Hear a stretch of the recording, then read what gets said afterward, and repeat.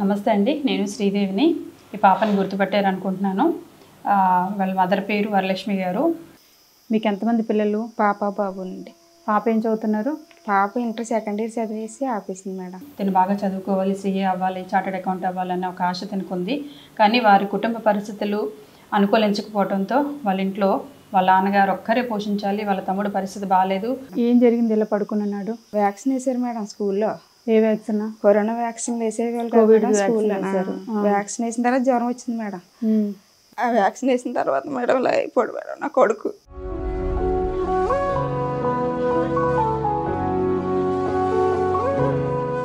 Power ఎక్కువ, dose ఎక్కువైపోయిందేమో. ఆ ఏజ్కి తగ్గ డోస్ కాకుండా బాబు అయితే చచ్చిపోతాడని కూడా చెప్పారు మేడం. తీసుకెళ్ళిపోండి అమ్మ, ఇంకా ఏం చేయలేవు.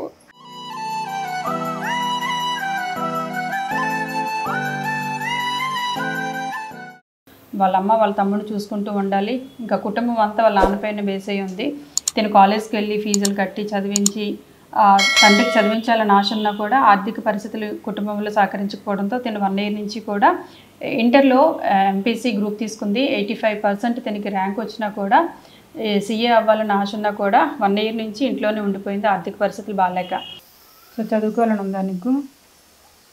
మరి అడగాల్సింది కదా నాన్నని. నాన్నని అడిగితే ఏదైనా చేసి నాన్న అమ్మ ఏదో చేస్తారు కదా. చేస్తారు మేము, కానీ ఇప్పటికే చాలా అప్పులు ఉన్నాయి మేము.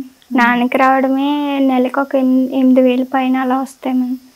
10,000 దాటం మేము. ఇంకా అప్పులకి ఏం తీరుస్తారు, నాకేం పెడతారు అని నేనే ఇంకా కన్విన్స్ అయిపోయి ఎండిపోయాను మేము.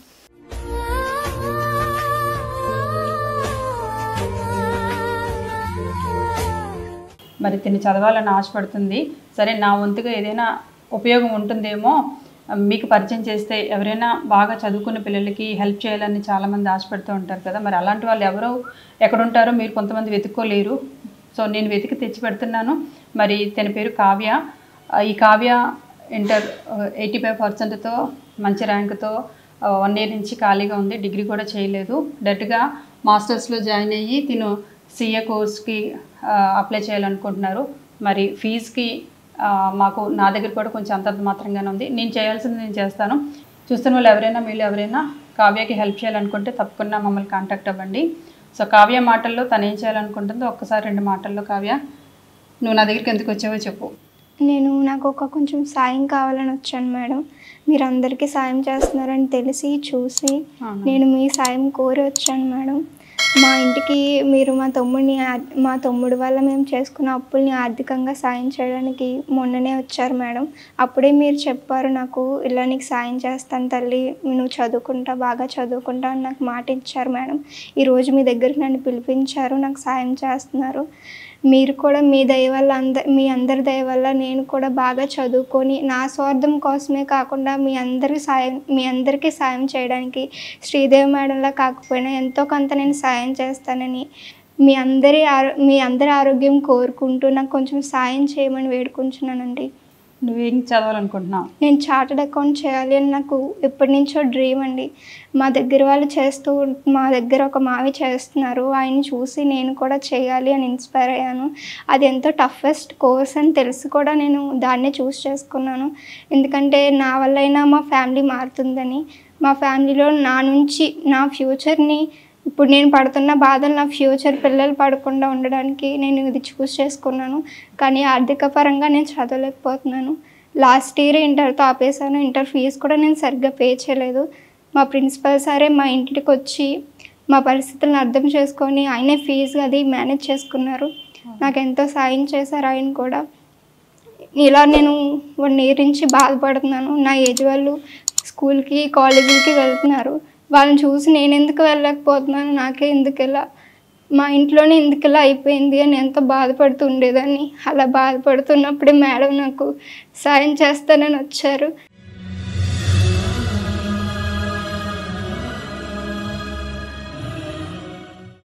చదువుకోవాలని చాలా ఆశ ఉంది అమ్మాయికి. పరిస్థితి బాగాలేక తను కంట్రోల్ చేసుకుంది. ఎంతమంది పరిస్థితి బాగుంది మేడం, నడిచిందండి. సడన్గా ఇంటి దెబ్బ కొట్టబోతుకి మొత్తం అంతమారు. నువ్వు చదువుకుంటావు లేరా? నాకు వీలైనంత వరకు ఇంతలాగా ఆశ ఉన్న వాళ్ళు నేను ఖచ్చితంగా ఏదో ఒకటి సపోర్ట్ చేస్తాను. మీ అందరి దయ కూడా మాపై చూపి నన్ను చదివించండి. నేను పడుతున్న బాధ ఏ పాప, ఏ తమ్ముడు, ఏ అక్క ఎవరు పడకూడదని నేను బాగా చదువుకొని నాలాంటి ఆర్థిక పరిస్థితుల వల్ల చదవలేని వాళ్ళందరినీ నేను చదివిస్తాను. అలా చదవాలంటే నేను ముందు కోర్స్ కంప్లీట్ చేయాలి, బాగా చదవాలి, మంచి మార్క్స్ తెచ్చుకోవాలి, మంచి ఉద్యోగం తెచ్చుకొని మీ అందరికీ సహాయపడాలని నాకు ఎంతో ఆశగా ఉంది. నాకు చిన్నప్పటి నుంచి కూడా అందరికీ సాయం చేయాలి, ఒక ఆశ్రమం పెట్టాలి, అనాథలందరినీ అందులో చూసుకోవాలని ఎంతో ఆశ. మా అమ్మతో కూడా ఎప్పుడూ అంటూ ఉంటాను, అమ్మ అందరికీ హెల్ప్ చేయాలమ్మా, ఏం చేయాలి, ఎలా చేయాలి అని. అంటే నువ్వు ముందు బాగా చదువుకుంటేనే కదా తల్లి అందరికీ సాయం చేయగలవు, మనకే రూపాయి లేదు ఇంకెవరికైనా సాయం చేస్తావు అని అనేది. కానీ ఈరోజు మీ అందరి దయ వల్ల నేను చదువుకోగలుగుతున్నాను, చదువుకోవాలనుకుంటున్నాను. మీరు అందరూ తప్పకుండా సాయం చేస్తారని నేను ఆశిస్తున్నాను. శ్రీదేవి మేడంకి ఎంతో ధన్యవాదాలు తెలుపుకుంటున్నాను. నా తల్లి తర్వాత తల్లిలో నాకు సహాయపడుతున్నారు. మీ అందరికీ వందనాలండి.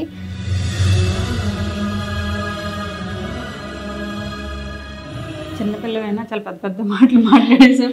ఆశ్రమం కట్టాలంటున్నావు, నీలాగా చదువు కోసం ఎదురు చూసి పేదవాళ్ళందరికీ నువ్వు డబ్బులు సంపాదిస్తే వేరే వాళ్ళు కూడా చదివించాలని ఆశపడుతున్నావు. చాలా మంచి ఆలోచనమ్మా.